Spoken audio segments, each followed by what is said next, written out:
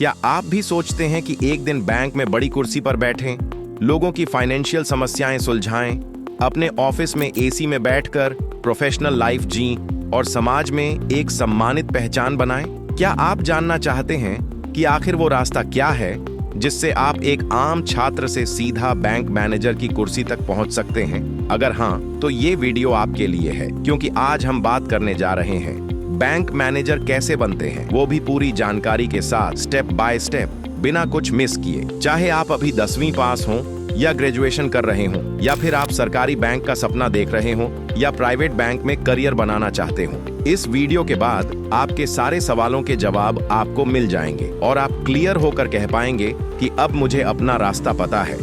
Bank manager बनना सिर्फ एक नौकरी पाने का सपना नहीं है, ये एक मुकाम होता है जहां पहुंचने के लिए मेहनत, प्लानिंग और सही दिशा की जरूरत होती है। सबसे पहले हमें ये समझना होगा कि बैंक मैनेजर आखिर होता कौन है। बैंक मैनेजर किसी भी बैंक ब्रांच का प्रमुख होता है। उसकी जिम्मेदारी होती है कि बैंक की पूरी ब्रांच की गतिविधियां सुचारू रूप से चलें, चाहे वो लोन देना हो, ग्राहकों की समस्याएं हल करना हो, स्टाफ को मैनेज करना हो, टारगेट पूरे करना हो या ब्रांच की सुरक्षा सुनिश्चित करना हो। हर चीज की जिम्मेदारी बैंक मैनेजर पर होती है।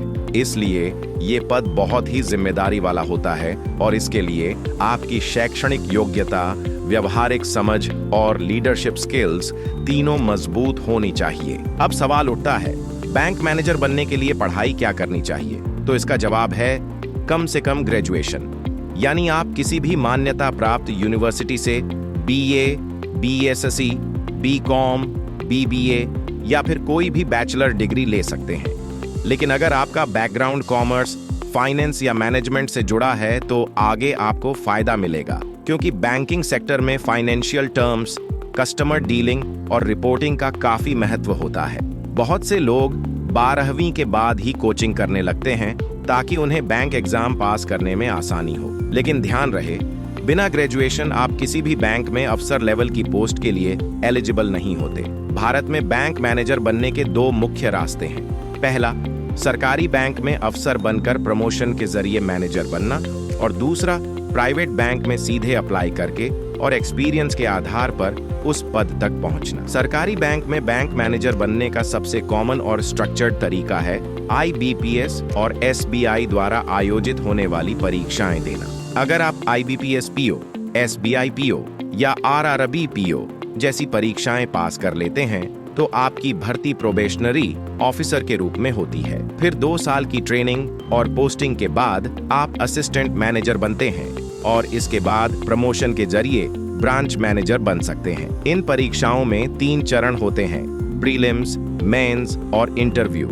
प्रीलिम्स में रीजनिंग, क्वांटिटेटिव एप्टीट्यूड और इंग्लिश के सवाल होते हैं। मेंस में general awareness, computer, data analysis और बैंकिंग से जुड़े टॉपिक्स पूछे जाते हैं। इसके बाद इंटरव्यू होता है जहां आपकी पर्सनैलिटी और निर्णय क्षमता देखी जाती है। इन एग्जाम्स की तैयारी के लिए बहुत से स्टूडेंट्स कोचिंग क्लासेस भी ज्वाइन करते हैं, लेकिन अगर आपकी बेसिक मैथ्स और रीजनिंग अच्छी है तो आप सेल्फ स्टडी से भी कर सकते हैं। अब अगर बात करें प्राइवेट बैंक की, तो इसमें कोई सेंट्रल एग्जाम नहीं होता। यहाँ बैंक खुद अपनी वैकेंसी निकालते हैं और आप डायरेक्ट अप्लाई कर सकते हैं। अगर आप MBA इन फाइनेंस या बैंकिंग करते हैं तो आपको ICICI, HDFC, एक्सिस जैसे बैंक सीधे हायर कर सकते हैं। बहुत से प्राइवेट बैंक अपने ट्रेनिंग प्रोग्राम भी चलाते हैं, जैसे ICICI बैंक का PO प्रोग्राम, जिसमें आप मणिपाल यूनिवर्सिटी से पढ़ाई करते हैं और साथ ही